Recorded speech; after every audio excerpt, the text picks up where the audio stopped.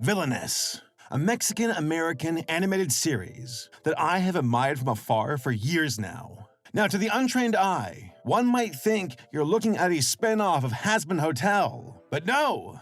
Villainous has been around since the early 2010s and started off as a web series.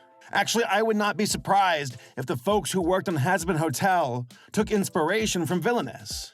They both sport a silly yet irreverent sense of humor and feature character designs with spindly frames, top hats, and a tendency to go into demonic psycho mode. How dare you bring a pathetic hero to my domain? Not to mess with the radio demon! Like, I knew about Villainous, but I was confused. Was it officially part of the Cartoon Network lineup? Or was it just some distant cousin? Regardless, Villainous did quite well in the online space and has had a strong fan presence from the get-go. Like, look here. Wow, 11 million views on this one. I wonder why it's so popular. Ah, got it. I see what you're putting down. You know what? Real talk, I would die for Miss Heed. Yes, count me as one of her mindless followers. I don't care. New cartoon crush unlocked, baby. And I would totally sleep with her. Excuse me. In my new Helix bed. Like we would have a sleepover and build a blanket for it and have a good old time and read Bible verses. What did you all think I meant? That's my research! So for those who don't know, Helix Sleep makes premium mattresses and bedding that are customized to fit your needs and conveniently shipped right to your door. Everybody's different, and Helix knows that. So they made a sleep quiz that matches your unique body type and sleep preferences to the perfect mattress for you. For me, I sleep on my side, and I like a mattress that is both plush yet firm. The results? Excellence. The quiz recommended the Midnight Luxe in king size. I got the mattress, hauled it up the stairs like some kind of worker ant, and then boom, there it is. Helix delivers your mattress right to your door and with free shipping in the US. Also, Helix just introduced their most high-end collection yet, the Helix Elite. They put their years of extensive mattress expertise to use to create a truly elevated sleep experience. The Helix Elite collection includes 6 different mattress models to combine high-end luxury with personalized comfort tailored to your preferences. And if you're hesitant about getting a Helix mattress, guess what? There is a 100-night sleep trial to test the mattress out and ensure that you love it. There's also a 10-year warranty, and Helix offers financing options and flexible payment plans too. So I highly recommend Helix Sleep. They've been a long-standing sponsor of the channel and provide a quality mattress that I would 100% endorse. If you're looking for a new bed, check out Helix Sleep. Click the link below or go to helixsleep.com/Saberspark to get 20% off your Helix mattress plus 2 pillows for free. Go hit them up today. On that note, back to the video. I'll see you in my dreams, Miss Heed. No me besos. Like I said at the start, Villainous was originally a web series. Created in 2012 by Alan Atotiel, the show is a collaborative effort between AI Animation Studios and Cartoon Network. And yes, the AI stands for artificial intelligence. But this was way before AI became the threat it is to artists nowadays. Just bad luck with that studio name and how it's poorly aged. Cartoon Network would pick Villainous up to be a miniseries of 10 one-minute episodes for the Cartoon Network Anything app. Following its early success, further episodes and specials were released, leading to the development of a more standard-length series. The show aired on HBO Max Latin America on October 29, 2021. 2 years later, the series was dubbed into English and premiered on Max in the United States on May 23, 2023. The core plot revolves around Black Hat Org, a business by villains, for villains led by the cold and infamous supervillain Black Hat, along with his team, Dr. Flug, Dementia, and 505. They strive to assist other villains in overcoming their heroic challenges by creating evil inventions and offering various villainous services. Although their grandiose plans often meet comedic ends due to unforeseen flaws, either externally or through the misadventures of the staff of Black Hat Org themselves. Seeing as its first appearance was a spot on another show, it only makes sense that Villainous itself loves to make references and crossovers of its own. The show is unafraid to make direct references to other media. This shot here is clearly a nod to JoJo. Lots of references to other CN properties as well. In one of the shorts, they vaporize a blue jay on their fence that looks a lot like Mordecai. And later in the actual series, they vaporize a raccoon climbing their fence that looks a lot like Rigby. Blossom is in town as one of Esteem's fans. Johnny Bravo is in the background during one of the heroes stopping a crime. The lumberjack hero ends up at the We Bare Bear's house. And that episode starts with a Scooby-Doo parody. The broccoli aliens from Powerpuff Girls are in a test chamber thingy in the background. The Justice Friends are on Black Hat's monitors. Like, there are Easter eggs all over the place. Harvey Birdman is involved in a defamation case that also features the cast of Fosters, and the list goes on and on. Now, none of them ever really contribute to the plot in a meaningful way, as most of these are purely visual Easter eggs. They can be entertaining, but I guess also distracting sometimes? I don't know. I'm pretty neutral on them. It's fun to see a show play with CN's entire library like this. Now, many other shows do this, except for like Uncle Grandpa. But probably the best use of referencing other CN shows, though, are the orientation videos. There's a whole series where Black Hat examines episodes of other Cartoon Network shows and breaks down how the villains in the episodes failed, and how his services could have improved their performances, dunking on them the entire time. It's basically a YouTube reaction series, but all in character. It's a pretty fun way of poking at other Cartoon Network shows that viewers would be familiar with while also promoting Villainous itself. Huh? Butler? Butler! No, Butler! It's hard not to argue that the most appealing part about Villainous is Black Hat himself. Black Hat's role in the series proper is a bit different than how he's portrayed in the shorts. Initially, in the shorts, he's actively involved, more of a salesman, pitching his company's wares and services in shorts that are essentially in-universe commercials for Black Hat's org's offerings. He interacts more on an equal playing field with Flug and Dementia, and is more often than not the butt of the joke, along with the rest of the cast, frequently falling prey to their blunders or losing his cool and getting overwhelmed by their hijinks. In the series, it's a lot different. Black Hat is a much more sinister, imposing figure. His physicality is a lot more Lovecraftian, and his intentions are more Machiavellian. He's no longer on the front lines pitching his wares anymore. Instead, he takes a back seat, issuing commands from afar as he sits and schemes. Always a step ahead of his employees and enemies, untouchable by the plot at large. His reputation looms large, though. Everyone in the show's world is aware of and imposed by him. He's a much more serious, engaged, and competent character. And in my opinion, he's all the better for it. While he was cruel in the shorts, pulling pranks on the other members of the organization, here, his mistreatment of his employees comes off more callous than cruel. He has no problem dismembering, non-lethally, Flug, just to teleport him into his office. Where in the shorts this would be a bit in the episode, in the series proper, Black Hat is entirely unfazed and unamused by Flug's discomfort. Getting him into the office this way was simply the most efficient way for him. Ethics be damned. Flug, Dementia, and 505 all fill the more comedic roles well already. Black Hat did not need to be a part of that vibe and compete for that attention. By making him more of a superhuman, supernatural force, he occupies a space that can be played against the other characters in a different way, rather than how they interact with each other. I like this Black Hat a lot more. Black Hat is probably the best part about the animation in the series as well. The animators are clearly having a blast, thinking of new ways of drawing him and how to visualize his powers.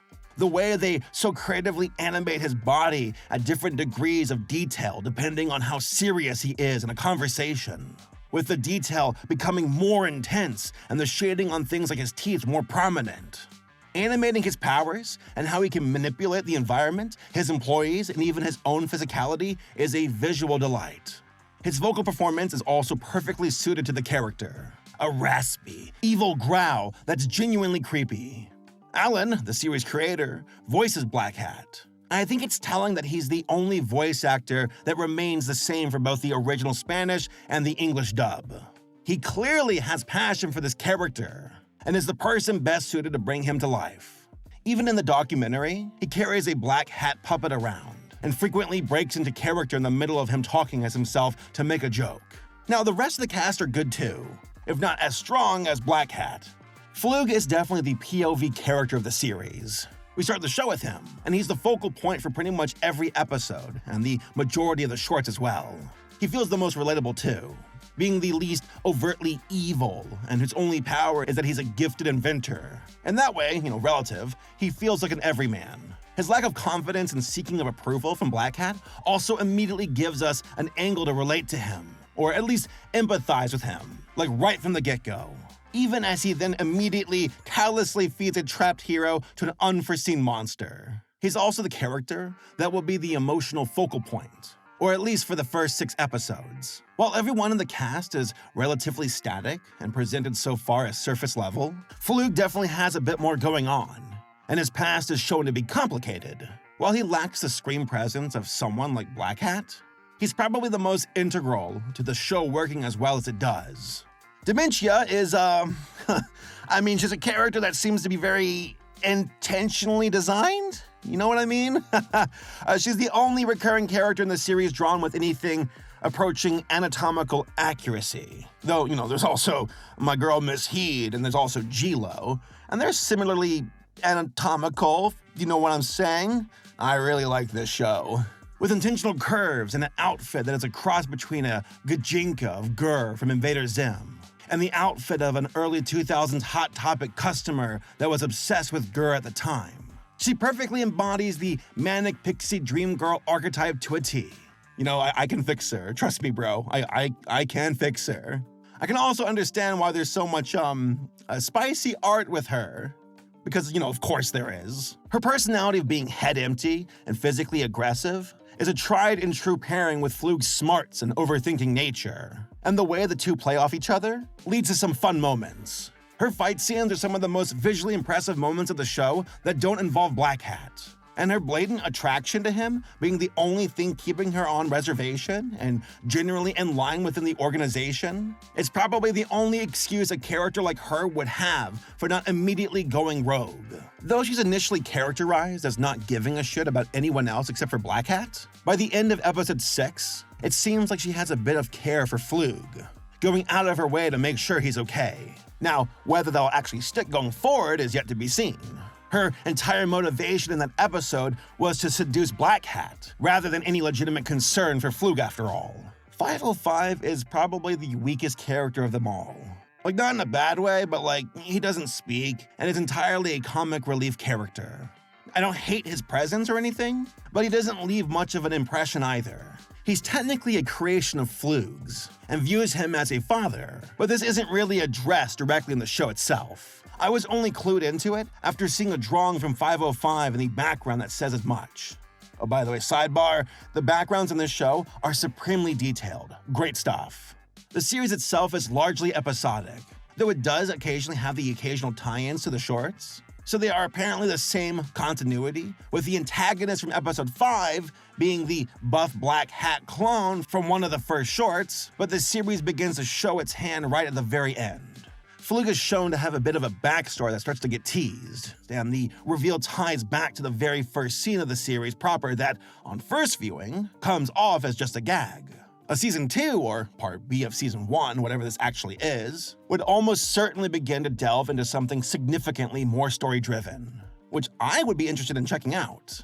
The breadcrumbs they lay out here with Flug's ties to superheroes in the past, specifically Goldenheart, are questions I want to see answered. Though I'd hope they don't entirely abandon the tone of the series for melodrama. Almost every modern cartoon as of late seems to follow this trend. Play it episodic for a season before pivoting into the emotional like it's a shocking left turn. It was a novel in 2010 when Adventure Time did it, but at this point, I would be more surprised if an episodic comedy show just stuck to the bit. It's becoming more of an expectation at this point with all the bangers we've been getting lately. But I think it needs to be pointed out that Villainous is a gorgeous series. The cast of characters are delightfully diverse in both silhouette and color palette, with designs that perfectly convey their character. The level of detail on these designs is surprisingly high for a Cartoon Network show, which for a while now has really leaned into the smoother, simpler styles to more effectively jack up the frame count in the animation. The fact that the animation is all frame by frame instead of puppeted further flexes AI Studios' animation chops. According to the short documentary on Villainous by Cartoon Chronicles, AI Studios has an animator in charge of each of the main characters in the show, rather than splitting it up by episode.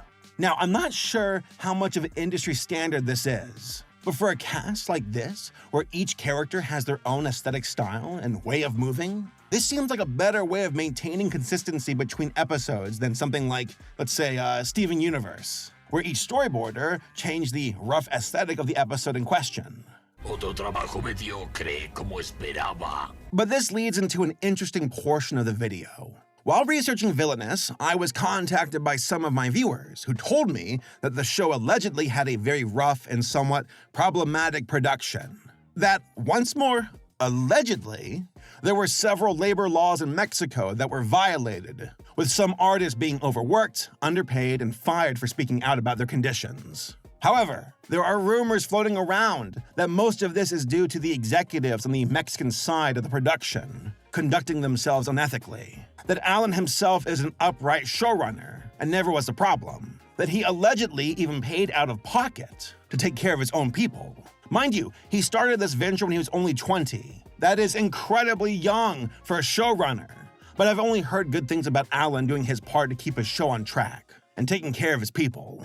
That being said, I'm going to monitor this story as it seems to still be developing and requires more research. Con razón, Flug me dice que me ponga el cinturón. Overall, despite its rumored tumultuous production, this show really feels like a show that loves the medium of animation. Maybe that's a bizarre thing to say since most cartoons obviously would approve of, themselves? But the joy and silliness in which the staff of AI Studios shows in the documentary, the unadulterated energy that the series creator has for both his characters and the world, and the clear knowledge and appreciation for the entire breadth of animated icons in Cartoon Network stable that are constantly referenced in the show itself, really makes it feel like a love letter to the medium and the broader studio Villainous is a part of.